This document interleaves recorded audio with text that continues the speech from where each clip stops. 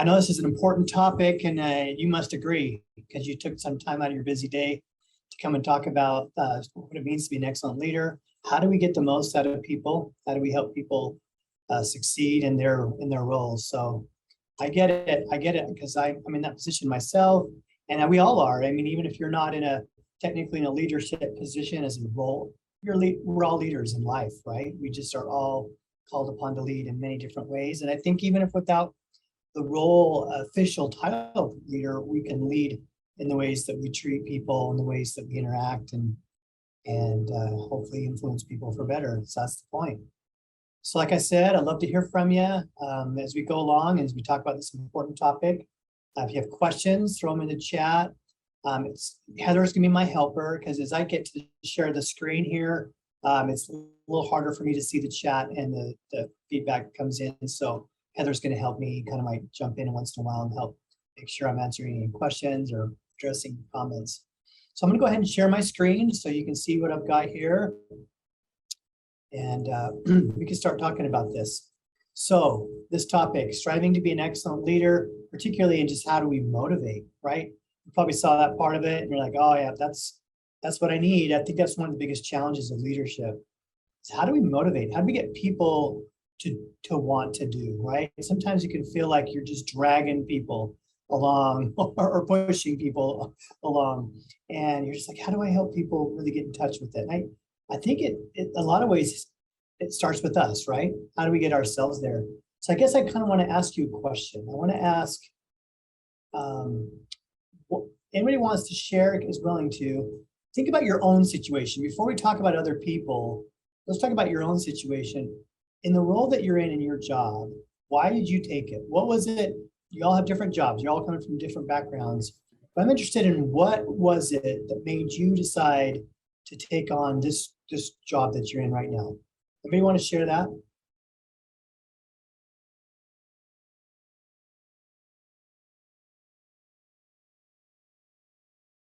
I know the more people we have, the less likely people are to say anything. But that's a good place to start. I think about, for me, why I took this job. I took this job because I want to help people improve their lives. I want to help people overcome the challenges that they face. I want to help them solve their personal problems, their marriage problems, their individual problems. And that's what kind of got me started. But over time, you have to ask yourself, now why am I here? I don't know if any of you are teachers, medical professionals, or zookeepers or something. Some of those times, those are the most people are just very passionate. I mean, lots of jobs qualify for that. But like, have you ever met a teacher that seemed to hate the children? Like why do you hate kids? Well, how did you get started this? I think no matter what we started off doing, occasionally we can lose sight of that. I told you why I'm interested in what I do and why I do it. But I've met therapists who kind of over it. They don't really want to help people. They don't feel very helpful. And why does that happen? How do we lose touch with that? So sometimes with motivating people, it's really about getting them back in touch with what was it? What was it that got them started? Now why are you here, right? These are the stresses that of life, of the job. I didn't realize when I became a therapist how much paperwork I have to do, right? Just some of the side things that you don't love to do, and you might be done with that too. You might have taken on a leadership role and not realized, hey, I love what I did. Like I loved working with this, and now I'm doing this leadership. It takes me away from what I love. Why am I doing this? Now I'm dealing with things I don't love as much. Or maybe you loved it. Maybe it was a great change for you. But the question is now, why are you here? I'll tell you why this is so important, because studies show that the number one thing that employees look for in job satisfaction in the beginning stage of the career, that's what determines their satisfaction. But that doesn't last very long. As you go a little bit longer and you say, after a few years of working somewhere, what is the most important thing that makes people happy and enjoy their job? It's not what they do as much as where they do it and how it's done. Like, what is the culture of the place I work? And that becomes more important than even what they do. So that's why it's very important for us as leaders to ask ourselves, what kind of culture, what kind of work environment am I creating that helps people feel like they're part of something, like, and not just kind of coming to work and putting in their time, that they're valued, and all the things that we're going to kind of talk about today. Anybody want to share their secret to happiness?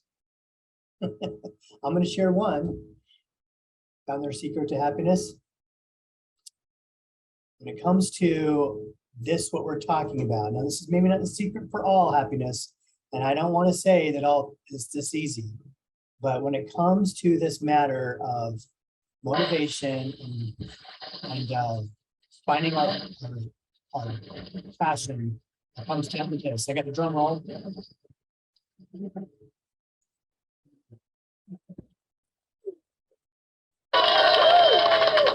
So I'm interested in your reactions to that. I've talked about this with people and said choice, and sometimes I get an eye roll, like, oh yeah, like it's that easy. Thanks for oversimplifying it for me. They're hoping for something a lot better.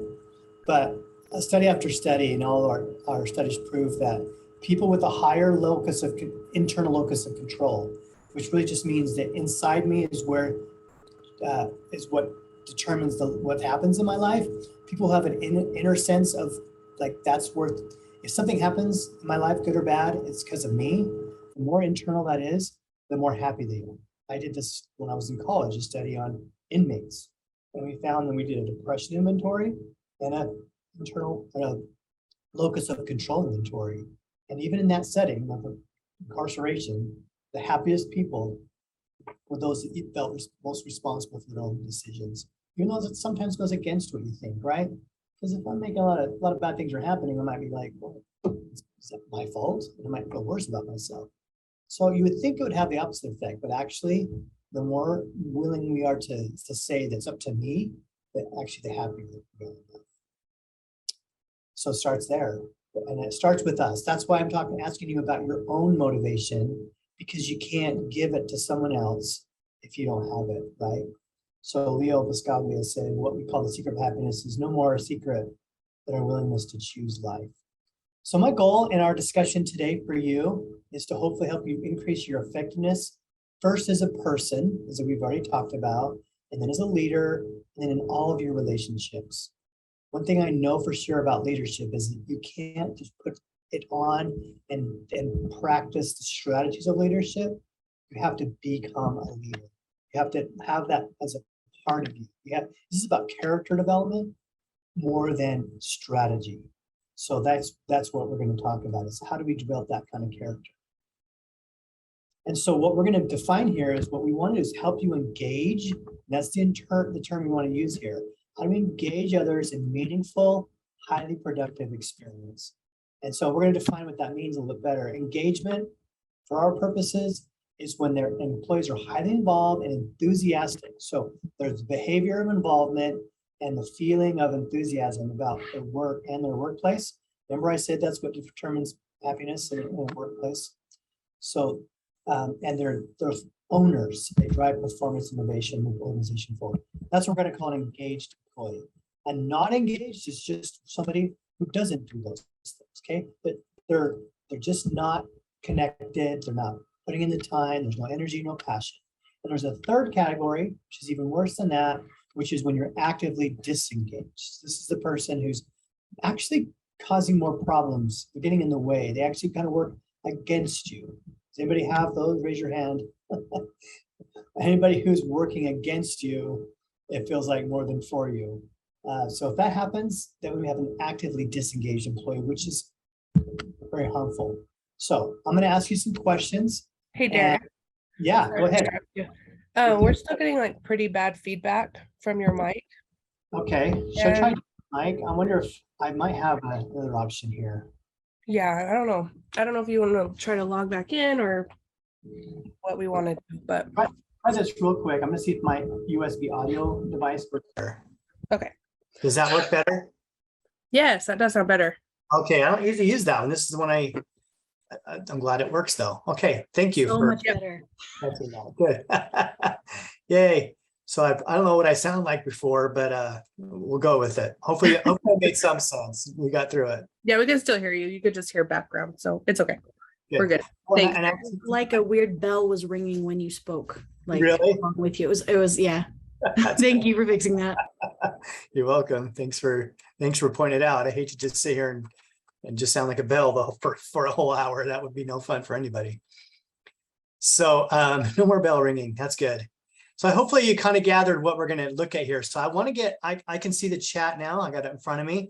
So you could throw in there. I want to see what his guess is. I'm going to ask you some questions, and we're going to see how well you have a sense of engagement, what the engagement picture looks like. So according to, and I know this is old, 2016, man, that's really old now. It's 6 years old, and a lot's probably changed since then. Not a lot, probably. A lot has changed. 2016 sounds like another century.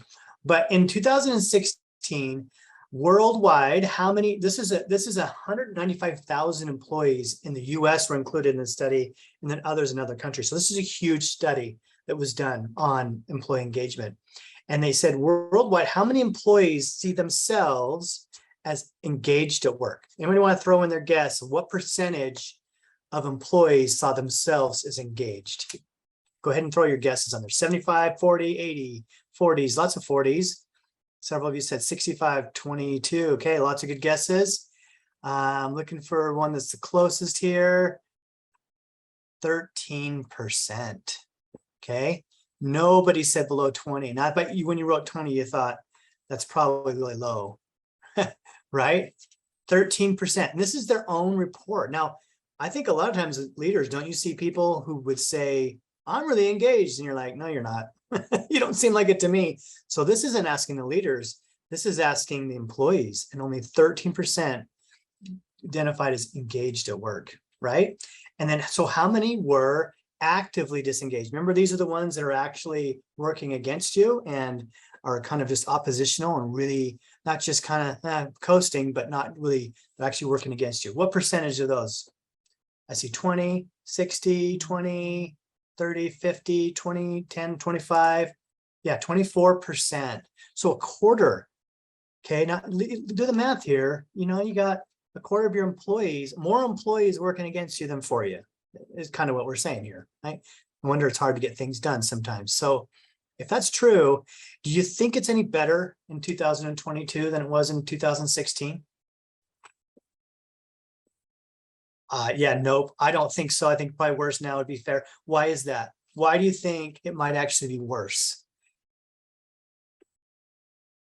Remote work, yes, some people are such a great fit for remote work. They're built for that, but a lot of people, it's just way too much autonomy and struggle with staying motivated. And your kitchen's in the next room, and your kids and your dog and everything else.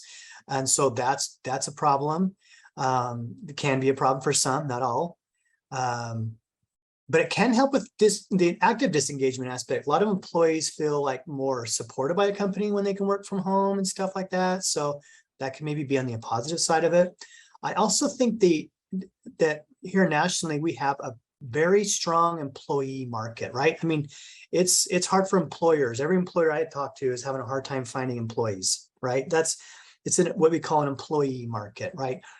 Job seekers are in a good position to, and whenever that's the case, boy, it makes it harder for an employer to say, to be, you know, to hold people accountable, to sort of be demanding, and finding good people and sort of making them. But the positive side of that is employers have to work really hard to make people happy, right? That's the environment we're in.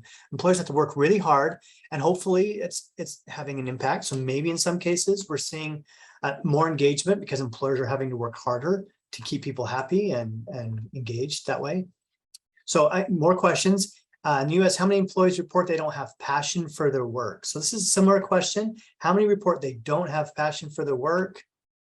I probably won't stop for each one of these for too long. 80%, 70, 60, yeah, 88%, right? So it's kind of the inverse of that last question.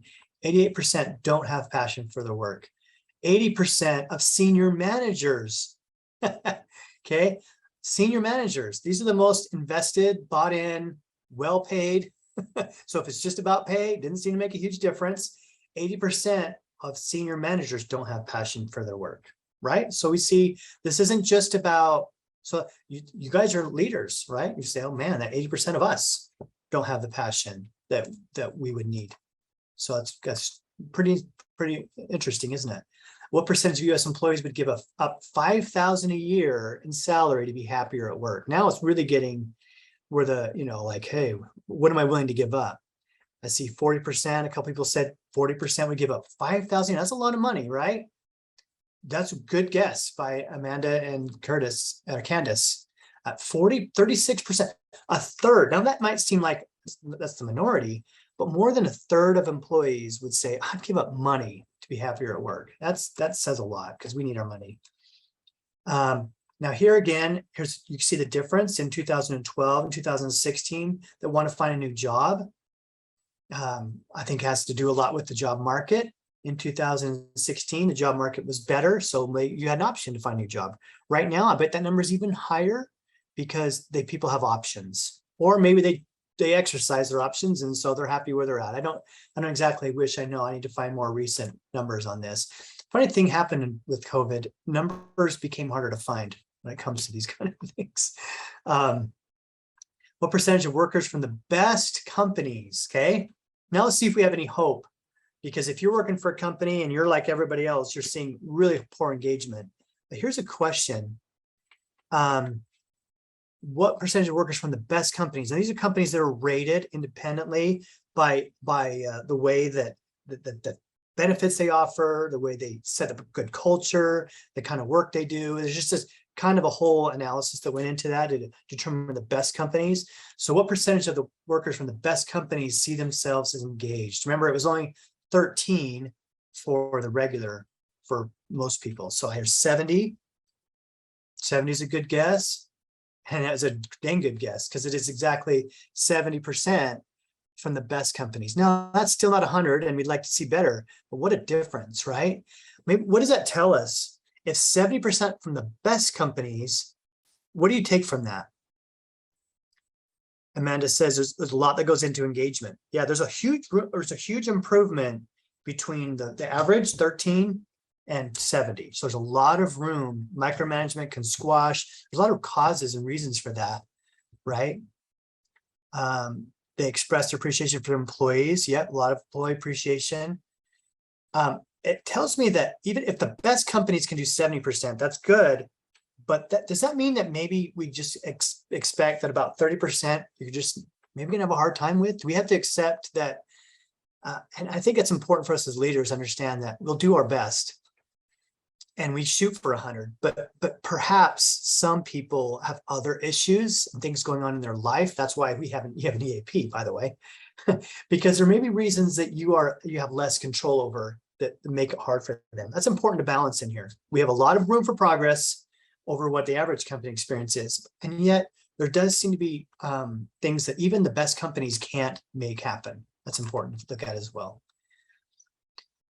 We've kind of talked a little bit. Anybody wants to share more of their thoughts about why is this the case? And you've already started to share that, and you're welcome to share any more. I'd love to see more reasons. But I'm seeing advocacy, support from upper management certainly has to be a feeling that our leaders care, they listen, and they actually take what we say and put it into practice. I find pay to be a constant lacking factor. Yep. Yeah, money does matter. We talked about how someone would give up some money, but that doesn't mean money doesn't matter. Some feel that's one of the best ways to tell people you appreciate them is to pay them well, right? So it's true that is important as well. And we're going to talk about more things. And I'm going to show you a video that might seem completely random and completely off topic, but bear with me. It's a short video. My whole house is great. I can do anything good. I like my school. I like anything. I like my dad. I like my cousins. I like my aunts. I like my Allisons. I like my mom. I like my sisters. I like my dad. I like my hair. I like my haircuts. I like my pajamas. I like my stuff. I like my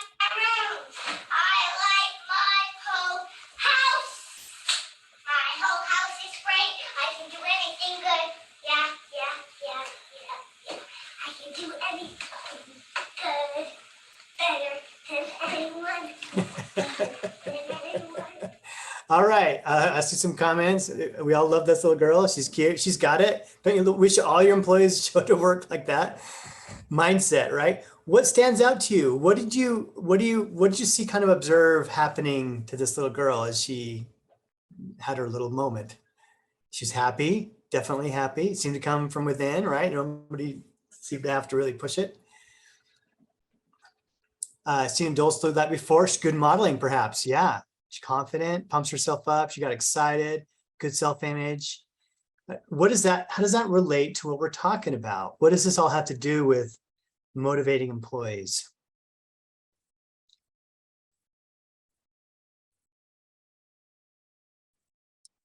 One comment was she's seen those examples, focusing on the positive, finding ways to pump everyone up and get engaged. Did you notice that she started with what she loves? It was a gratitude. She spent most of her time on gratitude.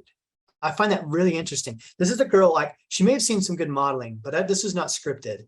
This is a girl who seemed to go through a process, and she started with a positive gratitude. I love my whole house. I love my Allisons. I love my aunts and my uncles. And it was like all of this gratitude. And then I felt like naturally from that gratitude, she shifted to, I can do anything, right? I believe that isn't accidental. I think she started with gratitude of what she already has and what's good in her life. And then that became like, wow, I can do it, right? So I think that maybe is a good lesson for us. Well, how do we foster gratitude and a spirit of like, things are good, things are, and then you build on that. So I think that's something we have to think about in our work. How do we do that? How do we foster gratitude? I even saw it in a book I read called The Power of Breaking the Habit of Being Yourself, which seems not affirming, but it's actually quite the opposite. It's helping people change for positive. And in there, it talks about future gratitude. Never thought of it that way before. He said, we can create gratitudes for things that haven't even happened yet. Like, I'm so grateful that I'm about to, that someday I'm going to graduate, get that promotion. I'm going to make that milestone. Like, when we think of gratitude as something we haven't even accomplished yet, it actually starts to build a vision of it better than just hoping and wishing. So I think it's really that positive, creating a positive environment. There are going to be, did you notice in the background? What did you hear in the background? Did anybody catch the screaming little child? There are going to be people who, and I don't know what the story is there, probably maybe something else going on, but I wonder if sometimes our positivity annoys other people. And it might. You have to find a way to bring people in and not have it become overbearing. But maybe sometimes we all feel that way, like, oh my gosh, I'm not in the mode for this. You're too much for me. So we got to do it in a way that can be done in reasonably, like, 'cause when optimism, it doesn't recognize reality, it feels disconnected. I once heard of a group that came in, they tried to do a training on a place I worked, and they focused on the light train, not the dark train. And they used the example of how someone broke in and stole from their office, and they called the owner and they're like, oh my gosh, the office has been robbed. And the owner's like, oh, I'm so glad. This is awesome. What a great opportunity for us to learn. And this is a great day. I'm like, this feels weird. It feels like a cult I'm a part of right now, but this doesn't feel real. Like, you got to be sad. You got to be bothered when things happen. I think you can get to that place, and hopefully you do. Like, okay, there's an opportunity. What can we gain from this? But you can't be ignoring the downs, right? Optimism can't be this for pretend land, because then you don't have any base in reality. So, but you can, again, as she showed us, look for and build on that. So how do you become a motivational leader? Well, again, you got to start with yourself. You just can't bring anybody higher than the plane that you're on when it comes to this. So commit yourself by becoming everything you are capable of becoming. Be her. I don't know about you. I watch her and I'm ready to run through a wall. If I have people like her as my leaders, I'm ready to go get stuff done. She wasn't lecturing me. She wasn't telling me what I need to do. She was just talking about what she was grateful for and what she wants to get done. And that can be contagious. So what about fear? Anybody raise their hand if you are occasionally guilty of using fear. Is fear all a bad thing? What do you think? Is fear like the worst thing and the never thing to do when it comes to leadership? Do we want to completely avoid using fear? Fear has its place, but should be the exception. It can be a true motivator. Yeah, it can be a motivator. And some studies on animals, and I think humans too, show that fear actually has some of the best immediate results, right? So if you're trying to train a mouse to run through a maze, punishment strategies actually have the help the quickest. They help get you through the maze quicker and help them accomplish that. The reward ones take longer, but here's the thing. When you turn off the punishment, the mouse that was relied on fear stops running and does not get through the maze. They are not motivated by anything else. They need that constant push. And so if you want to be a leader who's willing to push people all the time and sometimes into the ground where they just stop running and they run away, then that gets you immediate results, but you're going to wear everybody out and you're going to always need to be there every day. Don't take a day off because they're going to stop running when you're not there. But the mice that were taught through reward, they memorized the maze and they found their own reasons to get through it. Didn't even need to be told. They just thought it was fun. I loved getting to the end. So I think fear is like a spark plug, right? Occasionally, we're not doing anybody a favor if they have poor performance and we just refuse to make them afraid by telling them this isn't going well for you, right? And then all of a sudden one day they're fired or the company's out of business because we're unwilling to hold them accountable and say this is something you ought to be concerned about. So it's not doing them any favors to withhold the realities that we all ought to be a little concerned if we don't get something done. But that's as far as it goes. Spark plugs don't run the engine, they just get them started, right? So your fuel needs to be more positive approaches through building a good experience. So I'm going to show another little video here. This one's more a grown-ups version, instructional of motivating employees, but I think it's well worth it.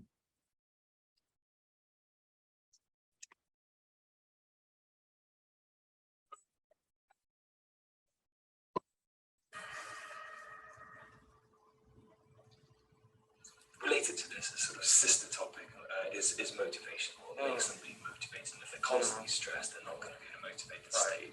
And some leaders obviously have people that are low skill and demotivated, and they should probably get moved on. But you've also got other highly talented people that are demotivated. So if a leader sees that in a member of their team, what advice would you? Well, I would start with, what does this person really want? I'd have a one-on-one conversation. What do you want from your life? What do you want from your career? What do you want from this job? What is it about this job that might be exciting or engaging? How could I, as a manager, help this person have some assignments, for example, that will help them develop skills for where they want to go in life? In other words, you engage, but you start by seeing what's meaningful for the person. Okay, it goes back to something else you were saying about heart to heart, having a heart-to-heart conversation and tapping into their emotion. And by the way, this conversation is not about the job; it's about the person. Yeah.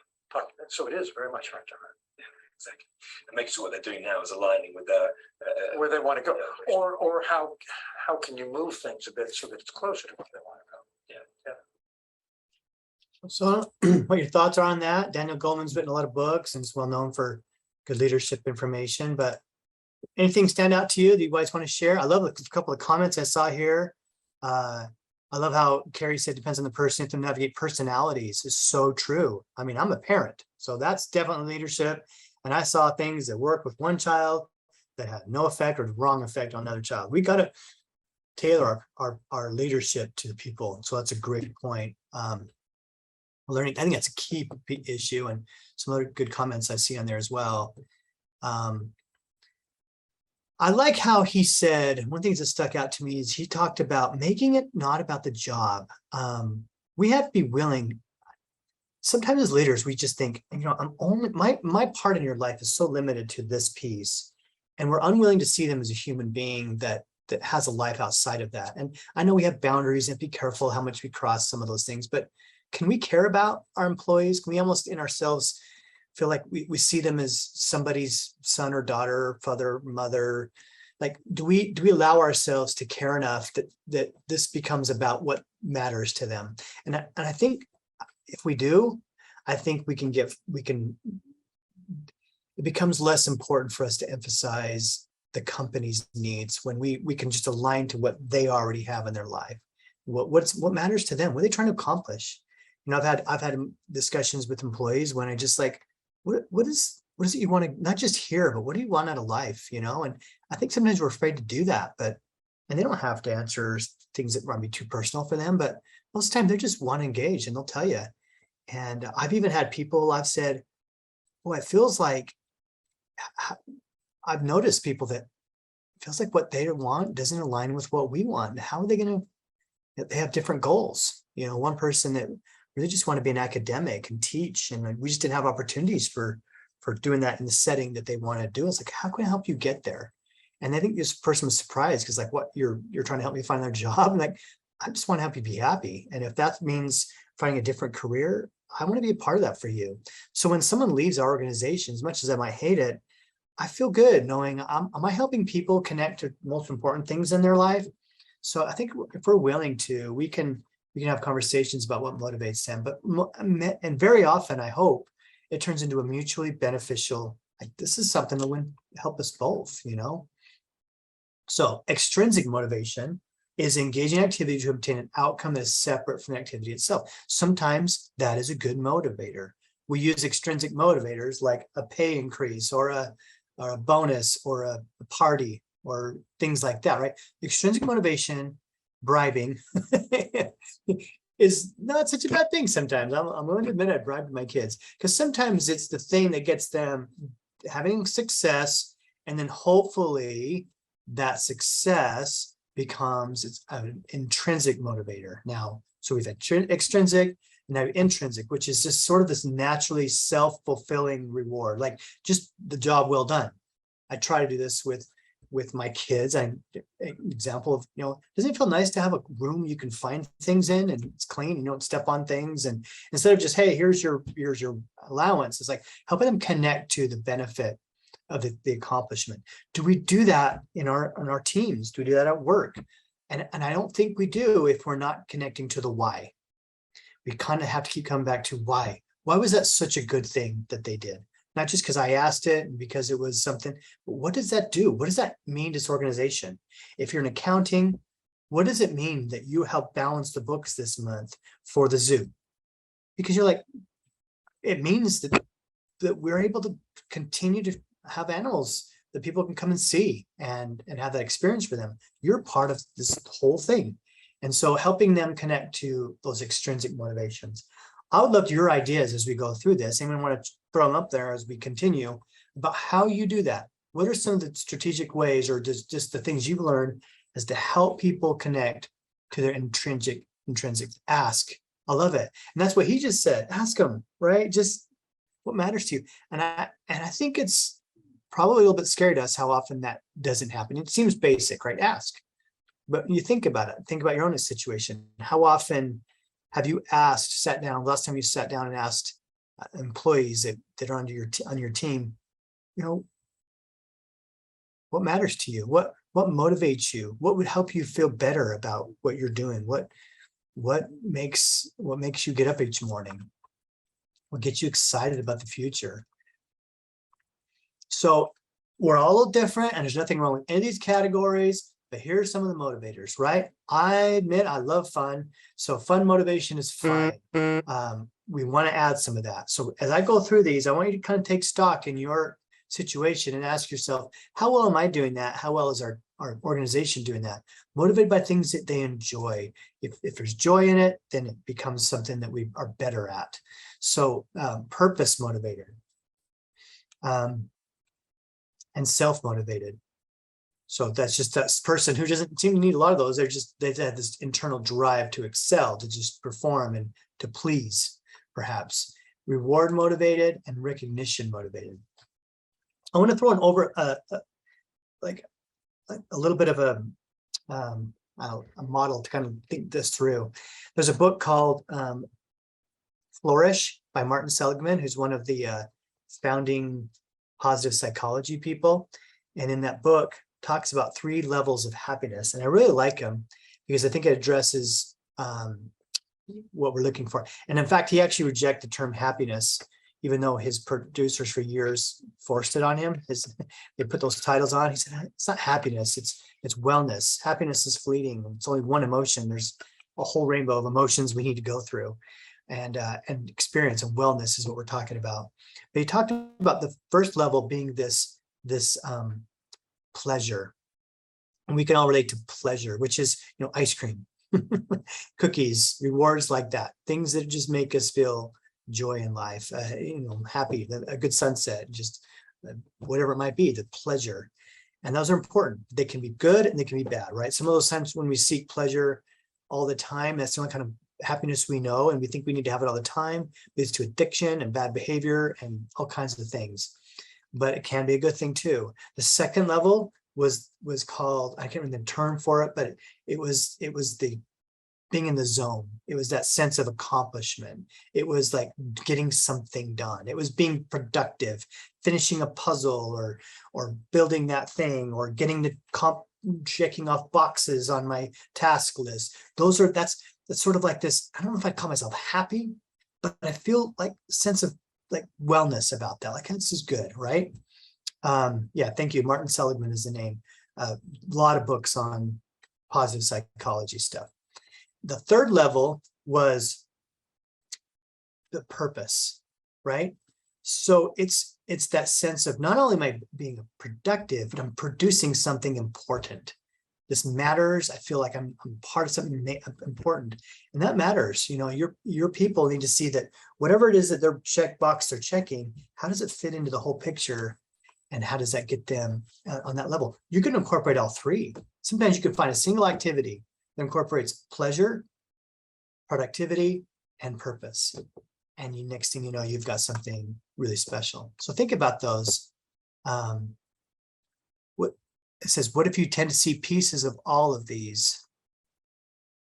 I'm not sure what that means. Maybe you can tell me what you mean by that question. In the motivators, yeah, so that's what we want. You see pieces of all, that's exactly right. So if you can find pieces of all those in a single motivator, you've got something, right? I think that's really good. They can be multi-leveled, right? Certainly fun and reward are pretty easy to put together. Yeah, those are great. Strategies for communication to help employees identify their motivational drivers. And this is part of again, we've already talked about it. What is the most fulfilling part of your job? What brings you meaning? What is fun about your job? And then summarizing. And you want to be careful and not have this sound trite and just kind of canned, but really trying to connect. So I think I'm hearing you say this, right? And then sometimes you can use scaling. We use this a lot in therapy. On a scale of 1 to 10, how happy are you with your job? I'm a 6. Oh, 6. All right. What's the goal? The 10 feels maybe like out of this world unrealistic.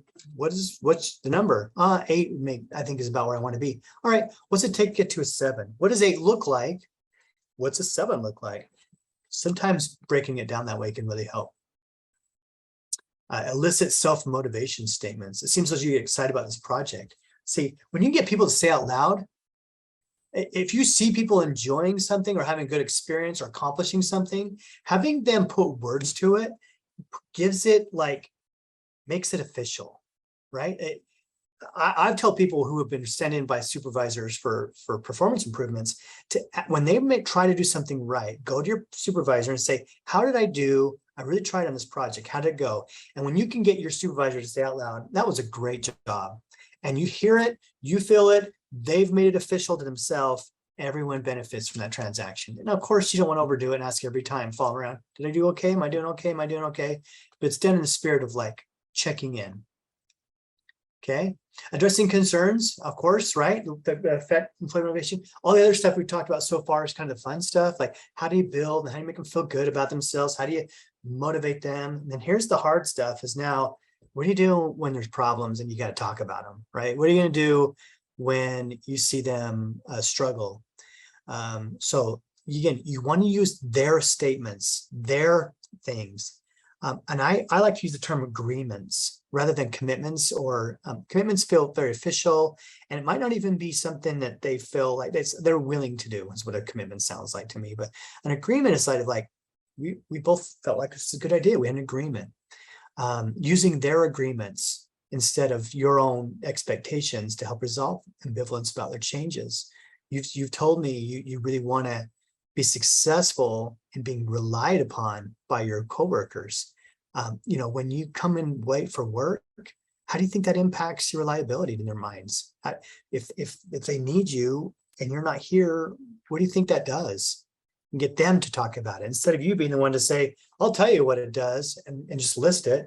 Get them talking about it. And whenever people can sort of tell on themselves, they become the owners of that feedback instead of you just giving it to them. So in a very simple form, you identify a goal, right? Improve ability to speak up in group settings is a goal someone might have. Well, what's the positive behavior? What's going to be the distracting behavior? Notice how we said distracting rather than negative. It's sort of a way of saying what takes you towards and what's just going to take you away from. Towards is like, hey, just as a step in your ability to speak in group settings, like in a bigger setting. How about trying to just speak up during a staff meeting occasionally? That's a great idea. How would staying quiet in a staff meeting look? That would kind of be distracting and go against it. Well, volunteering to share knowledge I am confident about in a group setting might be positive. Avoiding group situations altogether might be distracting. So there's just kind of a couple ideas to think about in terms of operating that. I want to spend just a couple minutes on this model. I won't be able to get into it deeply. We have a whole training we do on this. In fact, we had 5 trainings. We had a whole training course that we created it's 10 hours long. We could spend 10 hours on this. This is only one part of that training, but it's an important part. And what I want to share with you is that I'm going to use the words, kind of put some of you to sleep. The quadrant, make this turn into a math thing, but this is the quadrant of leadership. And so it has 4 parts, and they have to do with 2 dynamics. Okay, you can see 2 arrows there. One on the left-hand side there that goes up is the control, or I would prefer to call it resolute dynamic. It's the willingness to expect good things, to sort of have high expectations and not settle for less. Control can have a negative connotation. It's not meant to be in this one, but it's the willingness to sort of like not accept mediocrity. And so that's a good thing. High is good, right? We want to expect and have good determinations. It's proven that helps you be successful. And on the other side of that, the caring, the one that goes across here, that is the willingness to care about people, see them as important, that outside of their work even, that they have intrinsic value, and that you actually care about the people. So we look at that and we say, what happens if, right? You have 4 kind of boxes that you could become a part of. One is if both of those are low. You just kind of don't really have a lot of expectations, don't do a lot to create any demands, and you just don't care much, right? We would call that the avoidant, distant leader. That's kind of and I don't want you to chime in. What drives a leader to be that way? And then secondly, what effect does that have? Why would a leader be avoidant and distant and kind of just not expect or care a lot about their employees? And then also, what does that do? Anybody want to? You're welcome to speak up as well. I know maybe some of you don't want to if it's going to be on YouTube, but burnout. Yeah. It's sort of that feeling that, like, you know what, it just doesn't matter what I do, or it just doesn't make any difference. No positive, no reinforcement that tells you it's working. Yeah, like as a leader, even think about like if you've tried efforts and it seems to just make it worse, like all it did was cause more problems, or people didn't listen to you. What's the point? Had bad experiences before. It could be a personality style, attachment. Now we're getting into your own personal issues, right? Maybe in my life, that's how I've learned to get along, is not getting too connected.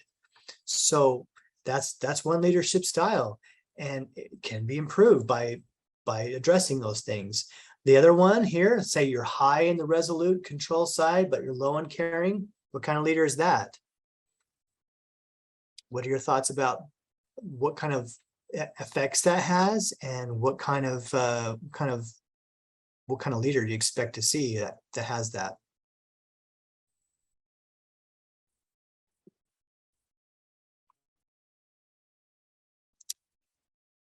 This is probably most people's most unfavorite leader. This is the command and control. This is the sergeant in the, not the positive sense, but in the controlling sense, the tyrant, as it was said. Yeah, this is the one who's just, yeah, get it done, you know, and there's no caring, there's no tact, it's just the push.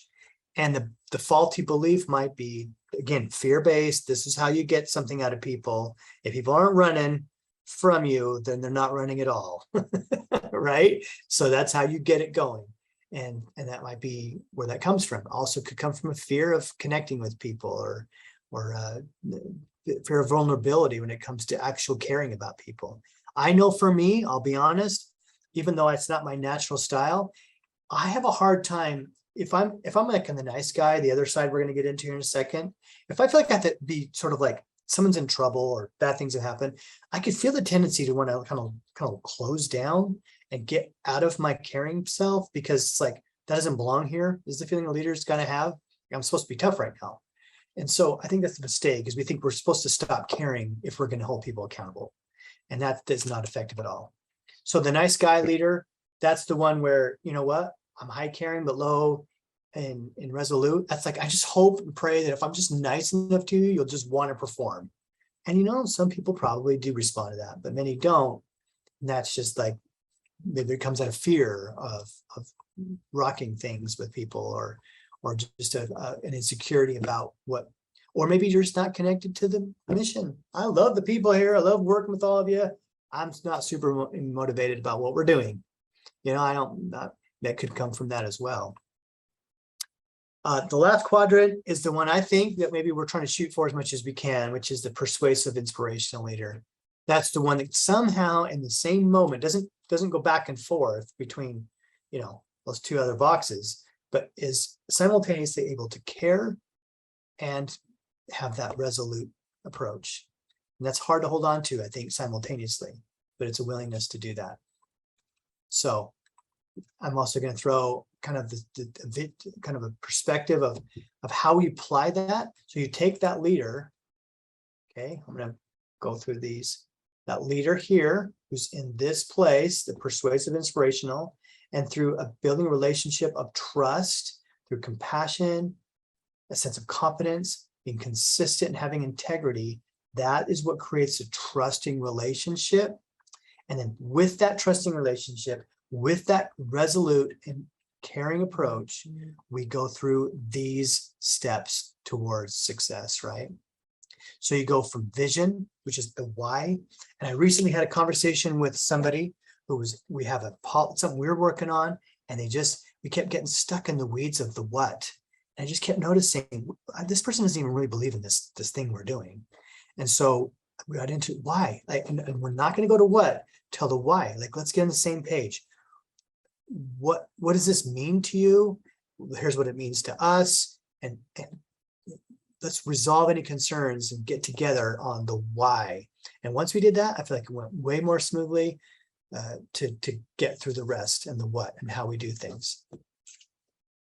So you take your vision, and we've talked about the person's vision, the vision of the team, the vision of the company, and then you kind of funnel that vision into the stewardship, which is their role. It's their ownership. If you followed Stephen Covey, it's what he calls clean and green, is how he learned that. He told his son, you know, I want the yard to be clean and green. And how you do it, that's up to you. But here's some things I've learned. But I'm not going to micromanage what you do and how you mow and when you mow and how you water. I'll tell you there's some guidelines that seem to be helpful. I'm a resource, but you're the one's going to make that happen. And you own it, and you give them full ownership. You just build the fence and you let them wander around inside the fence. And then again, you create agreements, not just expectations, but agreements. And then from those agreements, you give them responsible freedom. I love this term. That's kind of that fence I mentioned. It's the feeling that, like, the responsible part of it is where the accountability like starts to come in later. It's the sense of that there's an ownership that comes with expectations. The freedom is go make it happen, have fun, do it your way. And so you provide training to give them the best tools that you know of, the mentoring to give them the guidance, tools available to them, room to explore creativity, and then you help people do that. That is one of the biggest we've seen ways to help people engage, is to give them back their creativity. When people feel like they're just peanut pushers, they're just pushing it down the assembly line, they don't feel like they're valued, it's so hard to stay connected. When you can give people a sense of creativity and a sense of ownership, that's when they start to re-engage. And then of course we hold them accountable. But accountability, when I say accountable, what comes to mind for you? Like, what do you think of when someone uses the word accountable? What kind of thoughts come to your mind about what that means? Responsibility. A lot of people think blame, right? Using it as a negative connotation. Don't we think it's sometimes it's when someone's holding you accountable, they don't usually say, hey, I'm holding you accountable. Here's a reward. You know, like, but it should be. Accountability is just an accounting. It's a way to say, let's take stock of what's been accomplished and apportion praise and reward and consequences, positive and negative, for what's happened. That's accountability, right? So the 90-10 rule is 9% of the time that should be positive affirmations and reward. I'll give you an example. If I walked into the room with you and you and I just met, and I said, you know what, I love, you have the best ideas, you're clever, you're really funny, you smell awful, you have, you know, you're really inventive and you're very responsible. I love all, I mean, that's just how I see you. Okay. If I came in and said those 5 things to you, what's going to stick out in your mind the rest of the day? What are you going to be thinking about? Yeah, you smell bad. I just threw that in real quickly, didn't have much to say about it. And it's just 1 out of 5 things, right? But human nature is we're going to focus on the negative. So we have to overcome that by really pouring it on thick with the positive affirmation. Like, there's so much that's good, so that when we have to say in a nice way, we need you to address your hygiene, you can do that and not have ruined the relationship. So we have to try our best to build.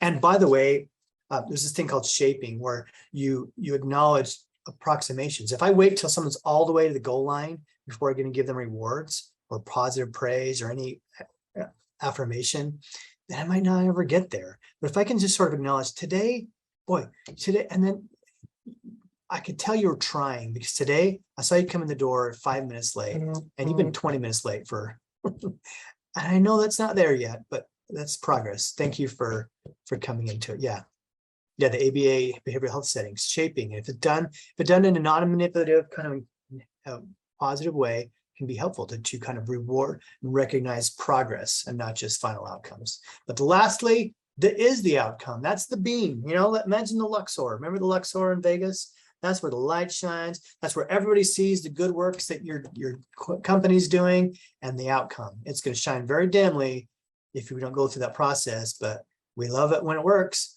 And so in summary, we can train ourselves in just a little bit of time. Again, I'm going to kind of circle back to that gratitude, because I really think it starts with that. And a lot of comes out of natural gratitude. So if you're struggling in your own motivation, you're struggling to see them get motivated, start with your own gratitudes and see if you can get them to do as well. And it may have nothing to do with the work, just what gratitudes do you have in your life? Journal 1 positive experience you have. These 5 things have been proven. If you do these 5 things to create a more positive mindset, they help people start to scan the environment for good and look for it and make it happen. So I wrote down those 5 things. Write down 3 things you're grateful for each day. Journal about 1 positive experience you've had over the last 24 hours. Exercise for half an hour. Meditate. And then I do a conscious act of kindness, 1 thing every day. And there you have it. So I want to make sure we have time for questions. So you want to build self-confidence. Quick tips for motivating employees who call out frequently. Okay. That's tough, right? Because it's like when they call out, they have you're like, they say they're sick. And what am I supposed to do that? I can't accuse someone of not being sick. That might be a problem. I think I think it's okay to ask, how do you feel about that? Is this a challenge for you? Like, what do you think about it? Ask them, what do you see happening? You can ask them about that without digging into their personal life. You can say, what can you tell me more about that? It starts with them seeing that it's on your mind, because if you just ignore it all the time and just sort of like not talk about it, they might just think, oh, that's just fine. So by asking, you're kind of letting them know that you notice it, and you're asking them to kind of talk about it and see if they'll open up a little bit about what it is that's going on with them. And then it's okay to say, you're so important here and we need you. And you just need to know that when you are gone, and sometimes it may be out of your control, you may have illness, or I don't know whatever's going on there, like, you just need to know you make a difference. And when you aren't here, we feel it. So if there's any way I can support helping you be here, what can I do? What can we do to help make sure that you're here? I think it's a good place to start. At some point, you can start to hold them more accountable because they've used up their days, right? And things like that. And they might have to start to get doctors involved. I know it can get kind of tricky with some rules and regulations about what you do. So it's hard for me to answer totally without knowing some of the details. I think really it comes down to addressing it directly, but also then just kind of thinking, what makes this person want to come to work every day? What can I do to help them not want to call out so infrequently by helping them get reattached to what we're doing here? They have an excuse for everything and take no ownership or accountability. Yeah, I say so much what you can do, like what we talked about, is create this environment. Sometimes you just gotta have a real conversation with people and tell them, we need you. I need you. And this is what we're trying to accomplish. What do you want to accomplish? Getting back to those basics. But so start with the agreement, like, what is it you want to accomplish? And then when they don't succeed and they just start to make it about other people, just say, well, here are the tools, but here's what we need to make sure you're doing to make that happen. What we need to see that happen. And you got to be willing to hold them. So you say take no ownership or accountability. Sometimes we have to take that for them. We can't always hope that we hold them accountable by our discussions. It has to sometimes eventually come through other ways that we say, these are promotions that are given to those, or there's something about your job that has to change to help you be more accountable. We have to do things differently.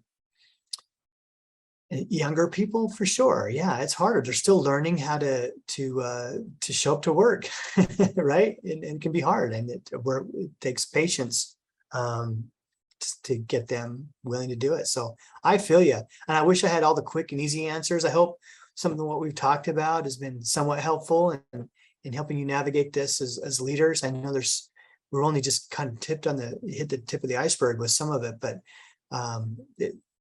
you're doing important work, and I hope you're taking opportunity to see the progress. And helping. One last thing I'll say about these questions: go look up a video. It's called "The Shirtless Guy and Leadership." And so you're like, I don't want to see this. It's a rough video about this guy at a outdoor festival or something, and this guy gives a whole speech about how one of the things you want to do is create such a movement that people need to become a part of, and you help them identify positive peer pressure, right? Through identifying who's getting close and building this positive momentum, and not focusing always on the negative performers, focusing so much on the positive that those people feel like there's positive peer pressure to kind of come on board. I know we're out of time, so thank you for your participation and your comments. Thank you for your time. I hope we've been helpful in some way. I wish you the best in all your endeavors in leadership personally, and have a great day. Thank you.